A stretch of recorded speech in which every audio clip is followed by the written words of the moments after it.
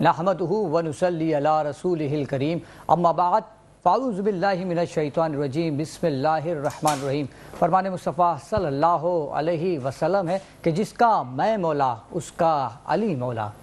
ناظرین، آپ لوگ دیکھ رہے ہیں پروگرام بزم ثناگر اور میں ہوں آپ کا میزبان راؤ کرامت ثناگر۔ دیکھنے والے تمام ناظرین کو میری جانب سے السلام علیکم ورحمۃ اللہ وبرکاتہ۔ ناظرین، 21 رمضان المبارک کی شب لگ چکی ہے اور 21 رمضان المبارک شیر خدا حیدر کرار مولا کائنات حضرت علی رضی اللہ تعالی عنہ کی شہادت کا دن ہے۔ آپ 13 رجب 30 عام الفیل کو مکے میں پیدا ہوئے۔ بچوں میں سب سے پہلے آپ اسلام لائے۔ آپ کی تربیت خود حضور پاک صلی اللہ علیہ وسلم نے کی۔ علمی اعتبار سے صحابہ کرام میں آپ کا ایک خاص مقام تھا، اور کیوں نہ ہو کہ آپ کے علمی مقام کے بارے میں خود خاتم النبیین رحمت للعالمین حضور پاک صلی اللہ علیہ وسلم نے ارشاد فرمایا کہ میں علم کا شہر ہوں اور علی اس کا دروازہ۔ ایک بدبخت ملعون ابن ملجم کے وار سے 40 ہجری 21 رمضان المبارک کی رات کو آپ نے جام شہادت نوش کیا۔ اللہ تعالیٰ سے دعا گو ہوں کہ اللہ تعالیٰ آپ کے درجات بلند فرمائے اور آپ کے صدقے ہم تمام مسلمانوں کی مغفرت فرمائے، آمین اللہم آمین۔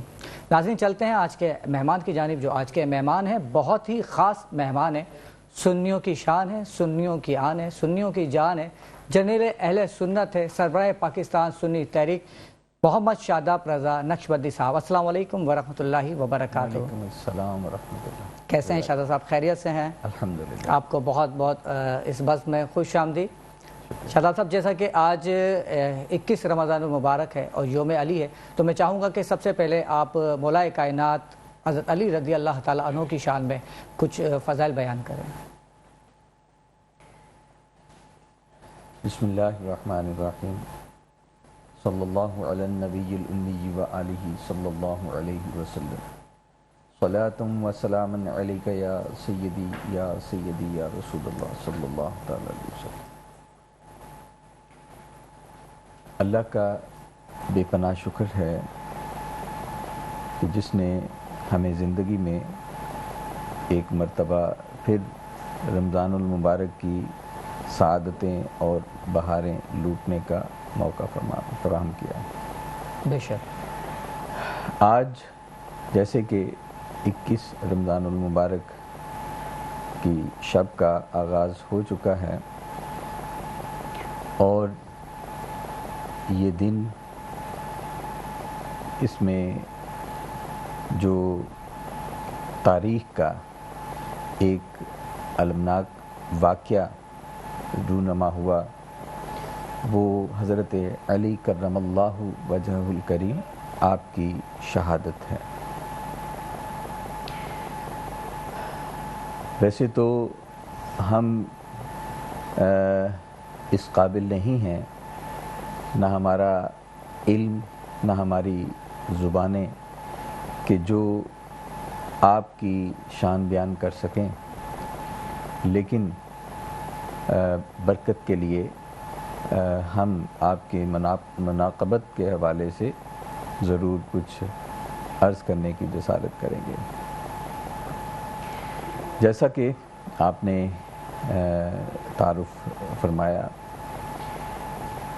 میں سمجھتا ہوں کہ آپ کی جو فضیلت اور آپ کی شان کا جو سب سے اہم پہلو ہے وہ حضور کے ساتھ نسبتیں ہیں۔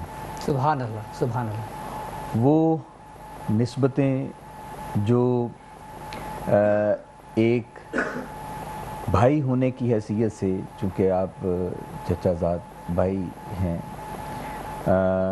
پھر آپ کریم آقا علیہ الصلاۃ والسلام کی سب سے لاڈلی بیٹی، پیاری بیٹی حضرت فاطمہ الزہرا رضی اللہ تعالی عنہا، آپ کے حوالے سے داماد بھی ہیں، تو میں سمجھتا ہوں کہ یہ وہ نسبتیں ہیں جو فضیلت میں ایک اعلیٰ درجہ رکھتی ہیں۔ پھر آپ کے حوالے سے جو کریم آقا علیہ الصلاۃ والسلام کے فرامین ہیں، آپ کی شان میں جو حضور کا کہنا کہ اے علی تو دنیا اور آخرت جی دونوں میں میرا بھائی ہے۔ اب جس کو کریم آقا علیہ السلام اپنا بھائی فرمائیں، اور یہ ساتھ کہ یہ نہیں کہ دنیا میں آخرت میں تو بہت سی بشارتیں آپ کے اس فرمان میں وہ ضمناً آ جاتی ہیں۔ بہرحال یہ بھی حکم فرمایا کہ اے علی تجھ سے کوئی جو ہے وہ مومن وہ بغض نہیں کر سکتا، اور کوئی منافق جو ہے وہ تم سے محبت نہیں کر سکتا۔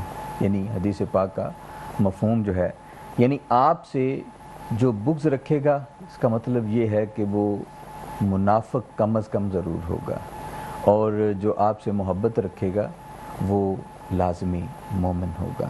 یعنی ایک کسوٹی بیان فرما دی، پیمانہ دے دیا کہ ایمان کا ایک پیمانہ حضرت علی کرم اللہ وجہ الکریم آپ کی محبت بھی ہے۔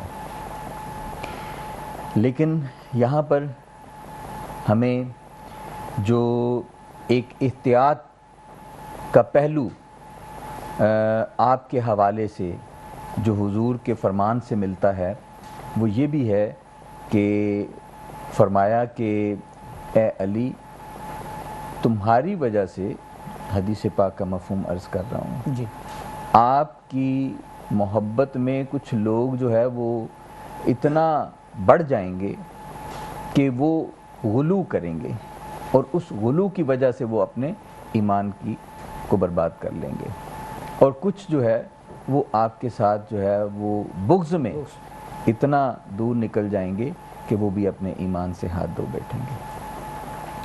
تو ہمیں حضرت علی کرم اللہ وجہ الکریم آپ کی ذات پاک سے جو والہانہ عقیدت و محبت میں اس پہلو کو ضرور پیش نظر رکھنا چاہیے کہ ہم، کیونکہ اصل تو حضور کی ذات ہے اور حضور کے فرامین ہیں، اور ہمیں حضور کی تعلیمات کو، آپ کے ساتھ جو محبت ہے، آپ کے ساتھ جو عقیدت ہے، اس میں اول ترجیح دینی چاہیے۔ تو میں سمجھتا ہوں کہ اگر ہم فوقیت کریم آقا علیہ السلام کی تعلیمات کو دیں گے، آپ کے فرامین کو دیں گے، تو انشاءاللہ ہم صراط مستقیم انشاءاللہ شہزاد بھائی، ہمارے جو اس ٹرانسمیشن کا جو مقصد ہے وہ فلسطین میں جو اسرائیل کی جو ظلم و بربریت ہے اس کے خلاف آواز بلند کرنا۔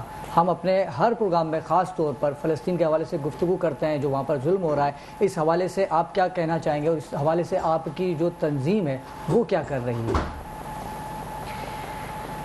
دیکھیں، اس میں کوئی شک نہیں کہ فلسطین میں اس وقت تاریخ کا ایک ظلم کی انتہا جو ہے وہ تاریخ میں شاید ایسی ہمیں مثال جو ہے ماضی قریب میں نہیں ملتی۔ تو یہ کھلی دہشت گردی ہے۔ آج تک یہ انسانی حقوق کے علمبردار رہے۔ میں سمجھتا ہوں کہ فلسطینیوں نے شہادت کی شکل میں قربانیاں تو دی، لیکن ان کا جو یہود و نصارہ ان کا جو مکروہ چہرہ تھا وہ دنیا کے سامنے کھل کے آ گیا۔ دیکھیں، ہم سب کو اپنی اپنی ذمہ داری نبھانی چاہیے، ایک عام مومن ہونے کی، ایک عام مسلمان ہونے کی حیثیت سے بھی ہماری ذمہ داری بنتی ہے، اور جو صاحب اختیار لوگ ہیں ان کی ذمہ داری بنتی ہے۔ اللہ تبارک و تعالیٰ نے بڑا واضح حکم فرمایا، حدیث قدسی ہے کہ مجھے قسم ہے اپنے رب ہونے کی کہ میں جلد یا دیر کے ساتھ جو ظالم ہیں ان سے ظلم کا بدلہ ضرور لوں گا، اور ان سے بھی میں مواخذہ کروں گا، ان سے بھی بدلہ لوں گا جو باوجود قدرت، باوجود اختیار ان مظلوموں کی جو مدد نہیں کریں گے۔ تو اللہ تبارک و تعالی یہ کھلا اعلان فرما رہا ہے، اور یہ میں سمجھتا ہوں کہ یہ اعلان جو مسلم حکمراں ہیں، جو اللہ تبارک و تعالی کا دیا ہوا اختیار ہے ان کے پاس، ان کو اس منصب پر اللہ تبارک و تعالی نے بٹھایا ہے، تو اب اگر وہ اپنے ان اختیارات کے باوجود ان کے لیے آواز نہیں بلند کریں، ان کو اس ظلم سے رہائی کے لیے کوئی وہ کام نہیں کرتے، تو میں سمجھتا ہوں کہ کل ان ظالموں کے ساتھ یہ بھی جواب دہ ہوں گے۔ الحمدللہ پاکستان سنی تحریک ایک جماعت ہونے کی حیثیت سے ہم محدود اختیار رکھتے ہیں، اور ہم یہ ملک پاکستان کی افواج اور پہلے بھی بہت سارے ایوانوں میں یہ کہہ چکے ہیں کہ ہم جہاد کے لیے فلسطینیوں کے شانہ بشانہ اگر ہمیں فوج اجازت دے یا فوج اس علم کو بلند کرے تو ہم فوج کے ساتھ مل کر فلسطینیوں کو اس ظلم سے رہائی کے لیے ہم لڑ سکتے ہیں۔ تو اپنے تائیں ہم امت کے اندر بیداری پیدا کرنے کی کوشش کر رہے ہیں، کیونکہ اس وقت امت میں جہاد کا جذبہ جو ہے وہ بہت مدھم ہو چکا ہے، تو اس وقت امت کو جگانے کی ضرورت ہے۔ بالکل، جب امت جاگے گی تو پھر حکمراں بھی جو ہے وہ ایماندار آئیں گے۔ بالکل ایسا ہی۔ جب امت سوئی ہوئی ہوگی تو ان پر پھر حکمراں بھی کرپٹ اور دین سے دور جو ہیں وہ مسلط کیے جائیں گے۔ تو اس حوالے سے ہماری بہت سی ذمہ داریاں ہیں، ہم سب کو نبھانی چاہیے۔ اور ناظرین، امت کو جگانے کے لیے ہم روزانہ اس پروگرام میں بیٹھ کے فلسطین کے حوالے سے گفتگو کرتے ہیں، اور اگر 2-3 لوگ بھی جاگ جاتے تو ہم سمجھتے ہیں کہ ہماری محنت وصول ہو گئی۔ اور ناظرین، پروگرام میں وقت ہوا چاہتا ہے ایک چھوٹے سے بریک، ملتے ہیں۔ ویلکم بیک ناظرین، ہمارے ساتھ موجود ہیں سربراہ پاکستان سنی تحریک محمد شاداب رضا نقشبندی صاحب۔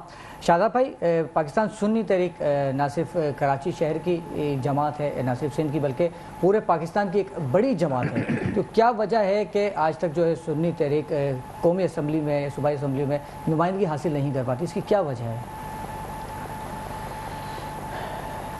دیکھیں، یہ ہمارے ملک کا یہ المیہ ہے کہ ہمارا ملک جو ہے وہ مقروض ہے۔ ہمارے سیاستدان جو ہیں وہ کوئی بھی اقتدار میں آ جائے، کشکول ان کے ہاتھوں میں رہتا ہے۔ پھر ہمارے جو ادارے ہیں وہ بھی کسی کے تسلط میں وہ رہتے ہیں۔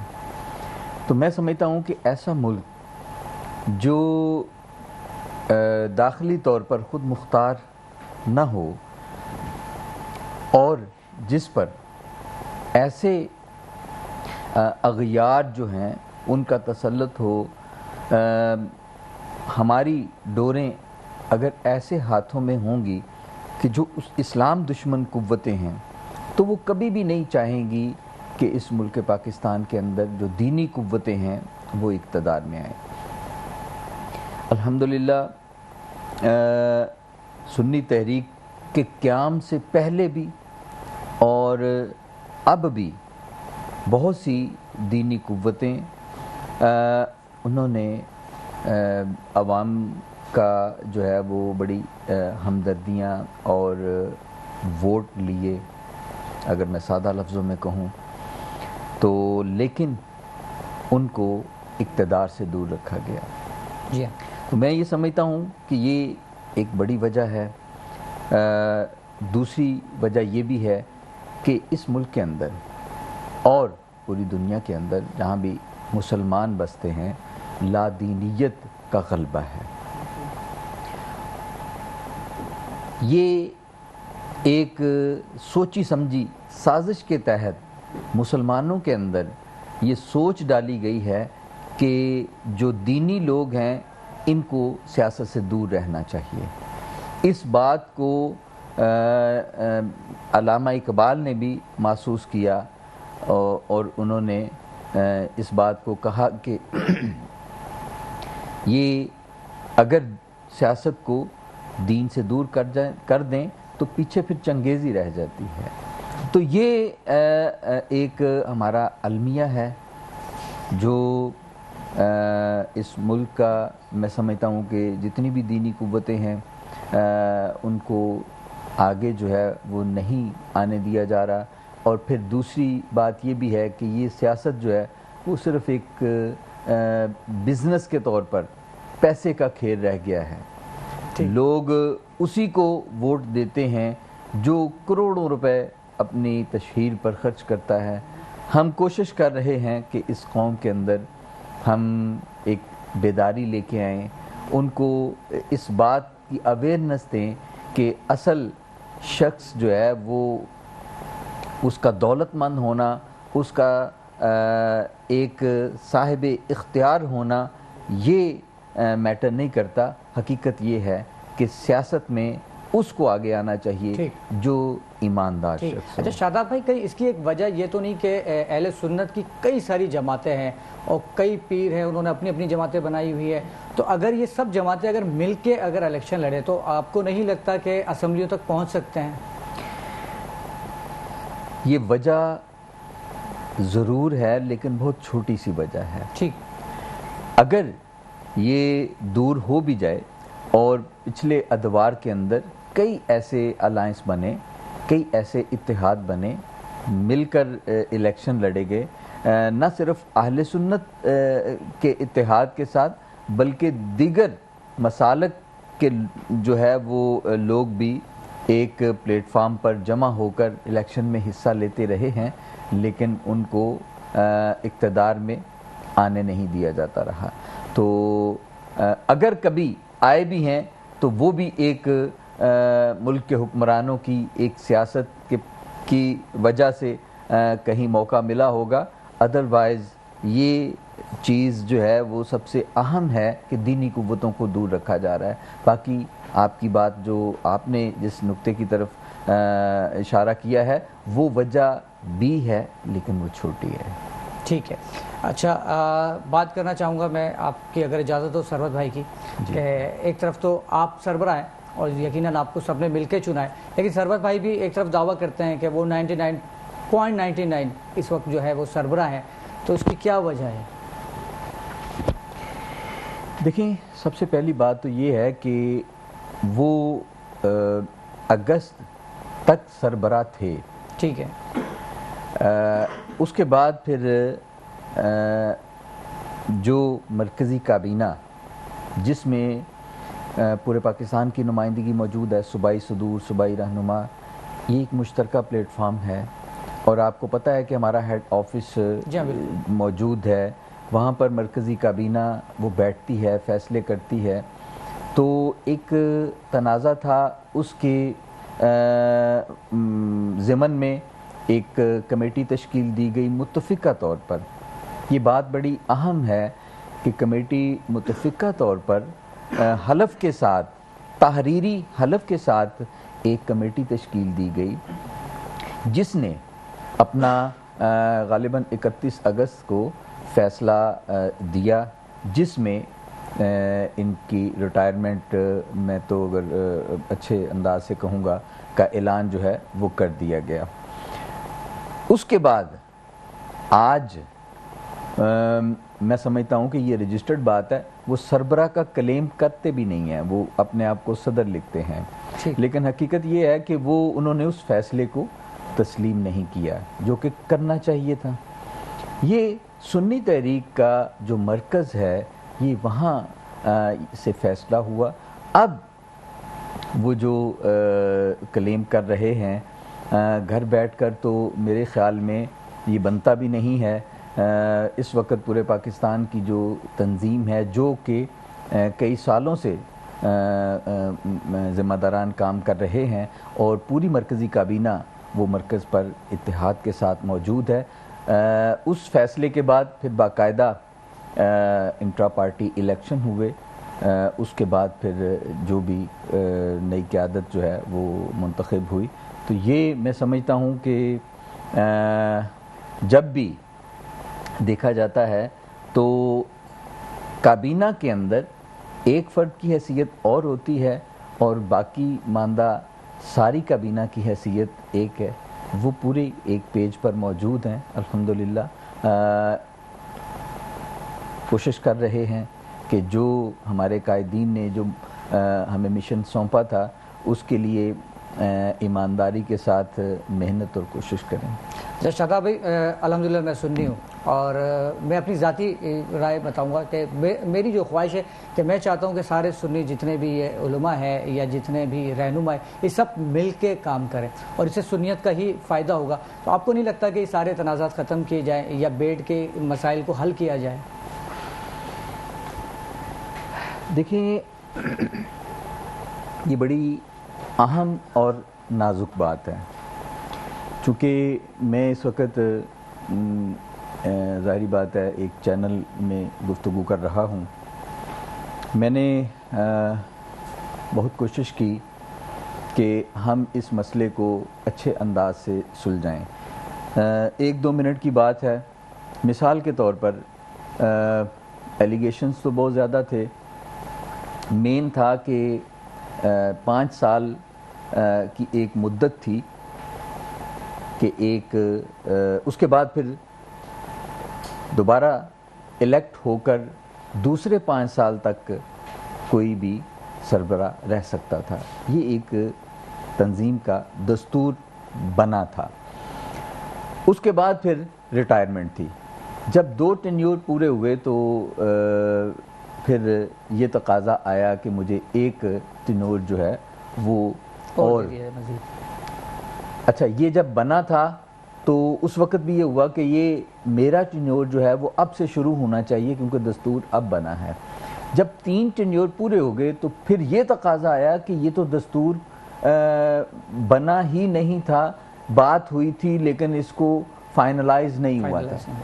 اس تنازع پر پھر کمیٹی بنی, اس نے سارے ثبوت اکٹھے کیے, جو اس حوالے سے میٹنگز ہوتی رہیں, جو دستور بنا اس دستور پر جس پر یہ لکھا گیا تھا کہ 5 سال کا ایک ٹینیور ہوگا اور 2 ٹینیور زیادہ سے زیادہ, اس پر دستخط موجود تھے اس وقت. تو وہ دستخط جب کمیٹی نے دیکھے پھر اس کمیٹی نے جو متفقہ طور پر تھی اس نے فیصلہ کیا. دیکھیں, ہم 2 ٹینیور کے بعد 7 سال مزید وہ اس ذمہ داری پر وہ رہے. وہ 7 سال صرف ہم اس لیے برداشت ہم چیزوں کو کرتے رہے, ریکویسٹ کرتے رہے کہ ہم کسی وہ انتشار کی طرف نہ جائیں, ہم اچھے انداز سے اس کو کرتے رہیں. ہم ریکویسٹ کرتے رہے, گزارش کرتے رہے, پوری کابینہ اس پر کرتی رہی کہ آپ کا وقت جو ہے وہ ٹائم پورا ہو چکا ہے. پھر بڑی امید تھی کہ یہ 3 ٹینیور کے بعد یہ آپ انٹرا پارٹی نے الیکشن کروائیں گے اور یہ معاملہ ٹھیک ہو جائے گا. لیکن جب اس کے بعد باقاعدہ کابینہ کے اندر یہ تقاضا آیا کہ مجھے جو ہے تاحیات جو ہے وہ سربراہ رکھا جائے, جی, تو اس وقت پھر کابینہ نے کہا کہ یہ تنظیمی اصولوں کے اور جو ہم نے دستور بنایا ہے اس کی خلاف ورزی ہے.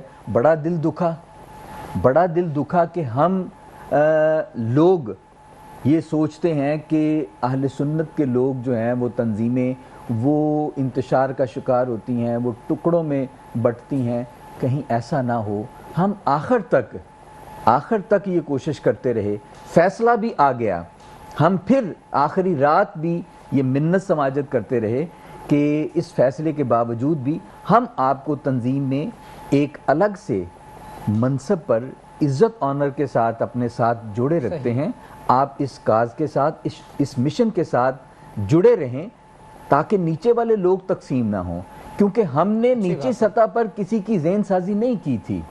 हमने ये इंतशार नहीं फैलाने की कोशिश की थी कि हम कोई वक्त आएगा हमें लोगों को खड़ा करना पड़ेगा, ऐसा हमने किया नहीं। लेकिन उन्होंने एक तो दस्तूरुल अमल पर अमल उनका होना चाहिए था, फिर आखिर पर जब हमने ये तय कर लिया कि ये कमेटी फैसला कर दे, जो भी फैसला कर दे वो हमें कबूल होगा, तो फिर उस कमेटी का फैसला मानना चाहिए था। आज ज़रा खुल के मुझे ये वजाहत करनी पड़ी।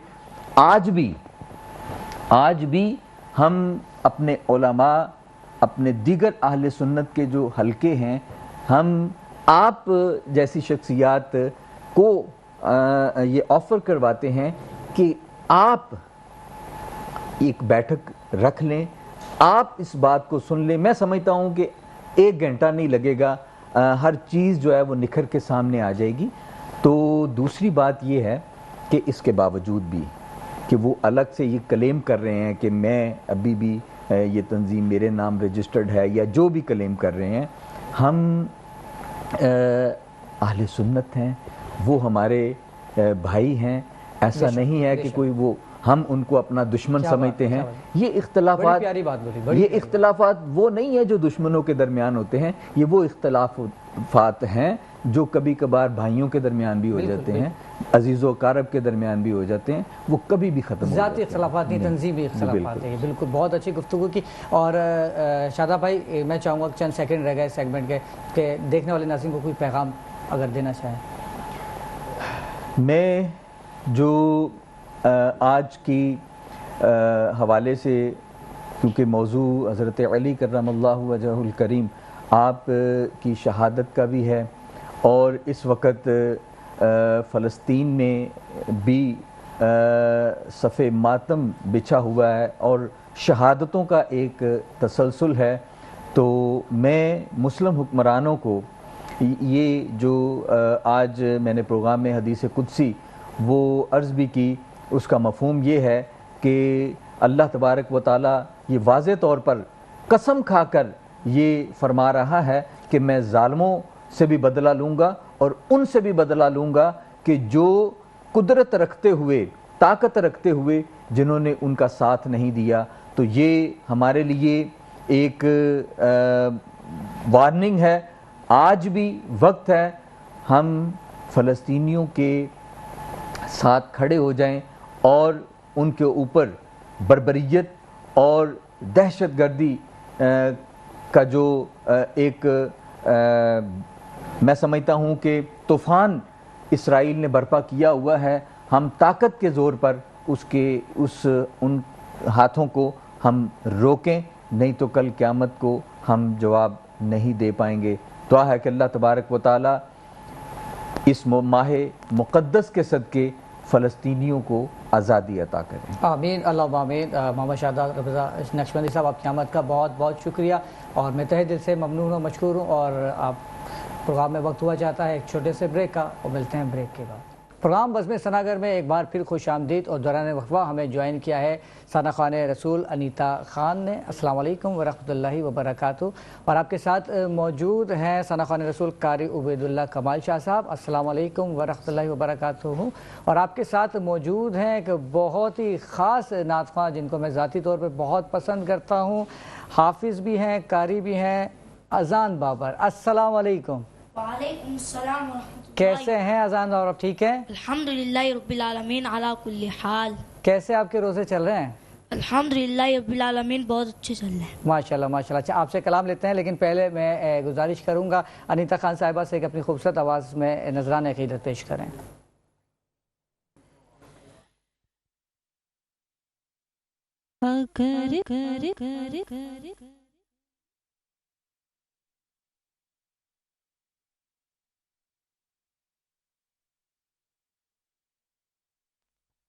अगर कोई अपना भला चाहता है, अगर कोई अपना भला चाहता है, उसे चाहता है, उसे चाहे जिसको खुदा चाहता है। खुदा की रज़ा मुस्तफा चाहते हैं, खुदा की रज़ा मुस्तफा चाहते हैं, खुदा मुस्तफा की रज़ा चाहता है, खुदा मुस्तफा की रज़ा चाहता है। करे कुर्ब हासिल हबीबे खुदा का, करे कुर्ब हासिल हबीबे खुदा का, जो इंसान कुर्बे खुदा चाहता है, जो इंसान कुर्बे खुदा चाहता है। सना को बनाया, सना को बनाया, सना को बनाया, सना को बनाया, सही से और क्या चाहता है, सही से और क्या चाहता है। अगर कोई अपना भला चाहता है, उसे चाहे जिसको खुदा चाहता है। सुभान अल्लाह, माशाल्लाह। ये थी अनीता खान साहिबा जो अपनी खूबसूरत आवाज़ में नजराने अकीदत पेश कर रही थी, और मैं गुजारिश करूँगा हाफिज़ कारी अजान बाबर से कि अपनी खूबसूरत आवाज़ में कलाम पेश करें।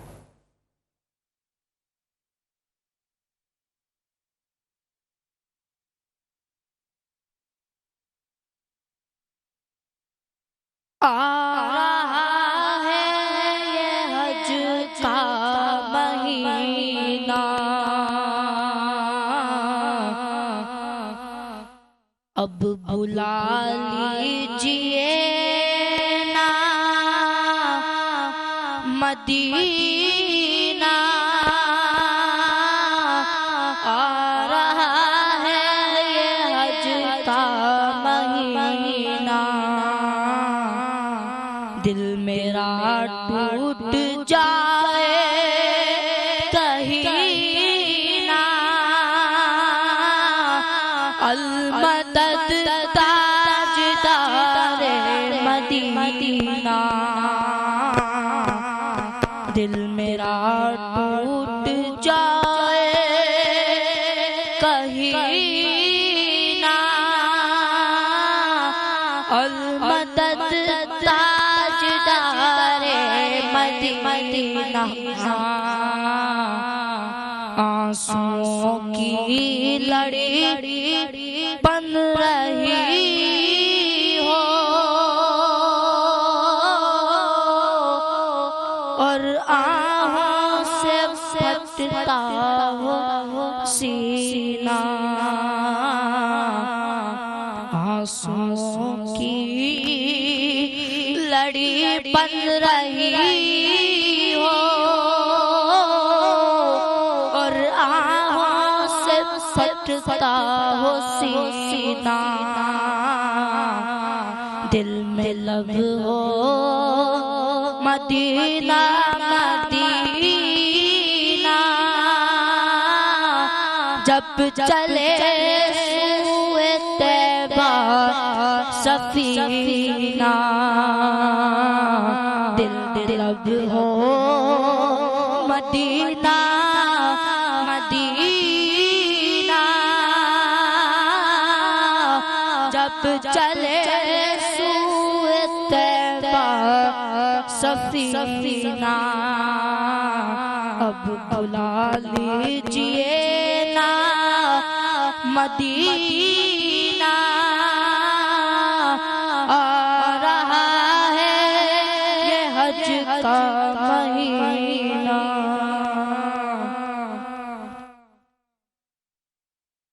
जो جو کہ اپنی خوبصورت آواز میں کلام پیش کر رہے تھے۔ ناظرین، امید کرتا ہوں کہ آج کا پروگرام آپ کو بہت پسند آیا ہوگا۔ آپ ہمارے اس پروگرام کو ہمارے فیس بک پیج بزم سناگر اور YouTube channel Metro One News پر بھی ملاحظہ کر سکتے ہیں، اپنی پسند ناپسند سے آگاہ کر سکتے ہیں۔ مجھے اجازت دیجیے، صبح 5:30 بجے تک کے لیے دوبارہ حاضر ہوں گے۔ السلام علیکم ورحمۃ اللہ وبرکاتہ۔ لیکن جانے سے قبل شامل کریں گے قاری صاحب کی آواز میں ایک کلام۔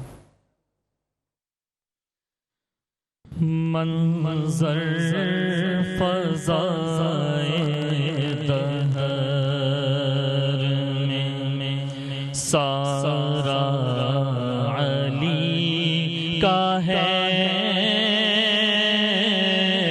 منظر فضائے دہر، منظر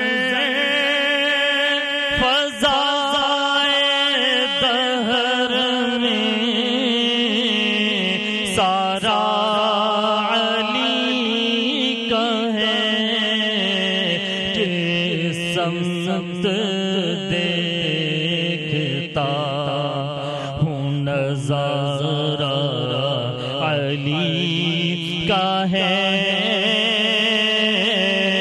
جس سمت دیکھتا